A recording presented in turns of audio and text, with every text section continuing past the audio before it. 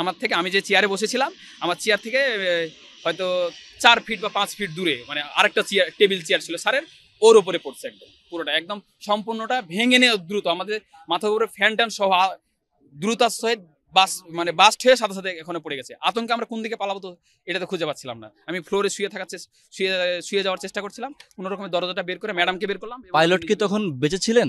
আমি ওটাতে খেয়াল করিনি, ওখানে আমি বুঝতেই পারিনি যে ওটা পাইলট ছিল। প্রথমে আমি তো আতঙ্কে মানে ওখানে হচ্ছে ধুলাবালির মানে অন্ধকারে ওখানে কি পড়ছে সেটা কিন্তু আমি মানে বুঝি নাই, বুঝতে পারি নাই। যে মতো হচ্ছে আমি অফিসের মধ্যে বসেছিলাম, বসে থাকা অবস্থায় বিকট শব্দ সাথে সাথে আমার উপরে যে মানে টিন শেডের একটা ছাদ ছিল, ফল ছাদ, ওই ছাদটা ভেঙে গুঁড়ো বালি, ধুলো আর বালি টালি এগুলা ভিতরে একদম বিকট শব্দ। তখন বুঝতে পারছি যে ওপরে কিছু একটা পড়ছে, বিকট শব্দ, বিস্ফোরণ হয়েছে কোনো কিছু একটা। ভয়ে আতঙ্কে কোন দিকে দরজা কোন দিকে কি এটা খুঁজে পাচ্ছিলাম না।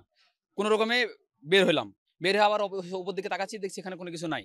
পরে ডান দিকে তাকাচ্ছি, দেখছি যে ওখানে আগুন জ্বলতেছে। হ্যাঁ, পরে দেখে দিক দিয়ে ঘুরে আসলাম, ওখানে বিমান পড়ছে। ওখানে আমি বের হয়ে আসার সঙ্গে সঙ্গে রাস্তা আছে, রাস্তা থেকে সিঁড়ি থেকে নামছি, সিঁড়ি থেকে নেমে দেখতেছি একটা ডেড বডি। ওখানে ওটা সম্ভবত গার্ডিয়ান বা হয়তো টিচার, মানে বড় মানুষের ডেড বডি, মস্তিষ্কের অর্ধেক নাই। প্লাস হচ্ছে তারপরে হচ্ছে একটা বাচ্চা, তার বাচ্চার একটা ডেড বডি। তারপরে হচ্ছে যে ওই বিমানের তো তখন আগুন অলরেডি জ্বলে, ঠিক আছে। তখন হচ্ছে যে এই মানে ওটা যে গেটের সাইডে হচ্ছে যে ওইটা বিমানটা ইয়ে হয়েছে।